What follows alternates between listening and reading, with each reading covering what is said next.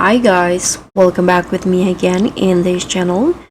So on today's tutorial, I'm going to show you how you can catch the Lavafin Tuna in Fish It Roblox.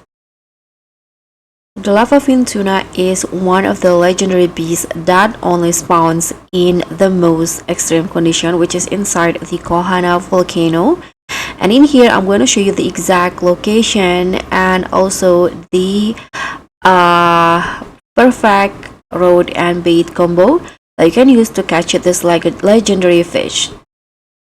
So for the location, of course, you need to catch it inside the Kohana Volcano. And for the exact location, so I have two locations that it is that best for you to catch the legendary. The first one here is near this bench. Can fish in here, and the second one you can go fish at the top right here near the lava fisherman, this one. And this is my second location to catch the Lavafin Tuna.